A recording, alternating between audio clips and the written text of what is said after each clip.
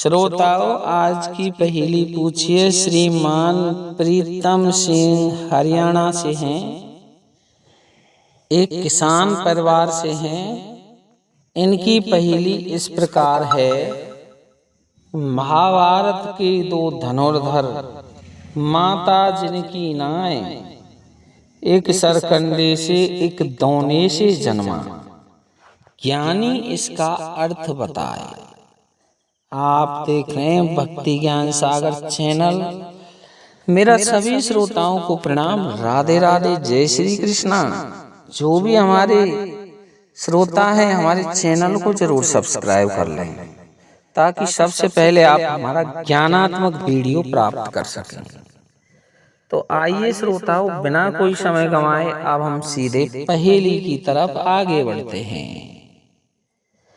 महाभारत के दो धनुर्धर, माता जिनकी नाय, एक सरकंडे से एक दौने से जन्मा, ज्ञानी इसका अर्थ लगाए। तो श्रोताओं, प्रसंग उस समय का है।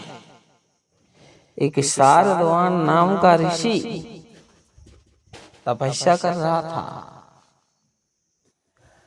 इतनी भयंकर तपस्या की कि उसकी तपस्या को देख करके स्वयं इंद्रदेव घबरा गया। अब श्रोताओं, इंद्रदेव के मन में शक हुआ, ये ऋषि इतनी अधिक तपस्या क्यों कर रहा है? आखिर ये चाहता क्या है? कहीं मेरा इंद्रासन छीनना तो नहीं चाहता? इंद्रदेव ने जब ये देखा तो एक जानकीपति नाम की कन्या उसके पास भेज दी। अब श्रोताओं, आश्रम में जब उसने जानकीपति नाम की कन्या को देखा तो ऋषि मोहित हो गया। अब मोहित हो गया तो उसके शुक्राणु टपकने लगे। वह आश्रम को छोड़ के चल दिया। उसके शुक्राणु एक सरकंडे पर गिरे, जिससे वो दो भागों में बट गए।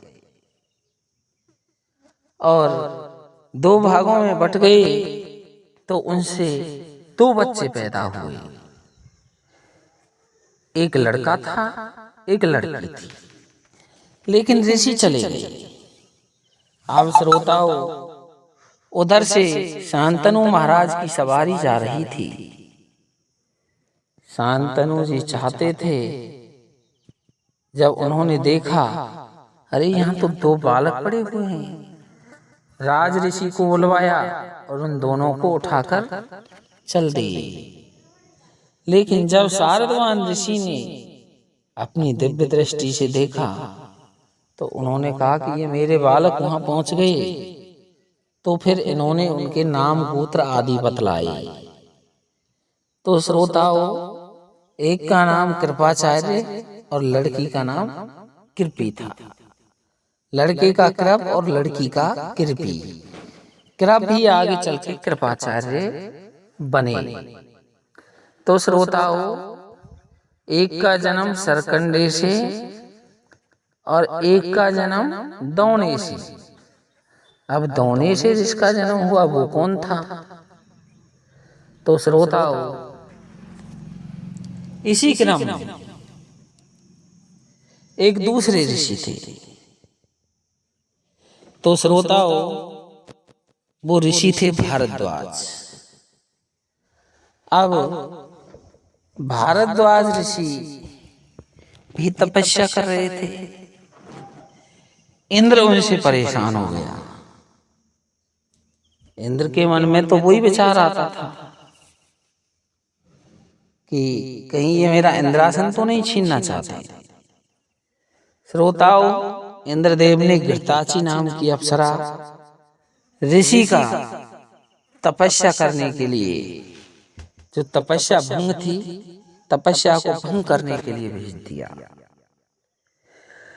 घृताची अप्सरा ऋषि के आश्रम में पहुंची तो उसने अपने हाव भाव दिखाना शुरू कर दिया। जैसे ही अप्सरा ने अपने हाव भाव दिखाए तो ऋषि परेशान हो गया और उसे प्राप्त करने का इच्छुक था। उसी समय उनके मन में आया, क्यों ना मैं इस आश्रम को ही छोड़ के चलता हूं। लेकिन जब वो आश्रम को छोड़कर जा रहे थे तो उनका वीर्य भी श्लिखित हो गया। जब वीर्य श्लिखित हो गया तो उन्होंने उसे दोने में के एक यज्ञ पात्र में एकत्रित किया। अब श्रोताओं, जो दोने के यज्ञ पात्र में एकत्रित किया, उसी से एक बच्चा पैदा हुआ और वह बच्चा और कोई नहीं बल्कि स्वयं द्रोणाचार्य थे। उस समय भीष्म पितामह ये सोच रहे थे कि यह अस्त्र शस्त्र विद्या के लिए हमें किसी दूसरे गुरु को लाना होगा, क्योंकि उस समय तक कृपाचार्य ही सिखा रहे थे और कृपाचार्य अपनी सब कुछ विद्या दे चुके थे। तो श्रोताओं, अब उन्होंने द्रोणाचार्य को नियुक्त किया था और द्रोणाचार्य पांडव और कौरवों के गुरु थे। तो उन्होंने अस्त्र शस्त्र विद्या सिखाई और कौरव और पांडवों को भरपूर ज्ञान दिया। अब श्रोताओं, हम हमारी पहेली पर आते हैं। महाभारत के दो धनुर्धर माता जिनकी नाए, तो कृपाचार्य जी और द्रोणाचार्य जी दोनों महाभारत के धनुर्धर थे। माता नहीं थी लेकिन एक की भी, क्योंकि एक का जन्म सरकंडे से हुआ, एक का जन्म दोने से हुआ, इसलिए दोनों में से किसी की भी माता नहीं थी।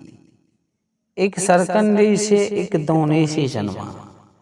अब एक का जन्म सरकंडे से हुआ, जैसे वो ऋषि के शुक्राणु सरकंडे पर गिरे तो उससे एक लड़का और एक लड़की पैदा हुए। लड़के का नाम कृप था और लड़की का नाम कृपी था। कृप से ही कृपाचार्य बन गए और कृपी की शादी द्रोणाचार्य के साथ कर दी गई थी। तो श्रोताओं, ये आपस में साले जीजा भी हुए। और जो दूसरे हैं, एक का जन्म दोने से हुआ, तो द्रोणाचार्य जी का जन्म दोने से हुआ था। जब दोने से हुआ तो इसीलिए इनको द्रोण बोला गया और ये बाद में आगे चल के द्रोणाचार्य जी कहलाए। ज्ञानी इसका अर्थ बताए तो हम इसका अर्थ बता चुके हैं। श्रोताओं, आपको हमारी पहेली कैसी लगी कमेंट में जरूर लिखें। इसी के साथ बोलो जय श्री राम। धन्यवाद।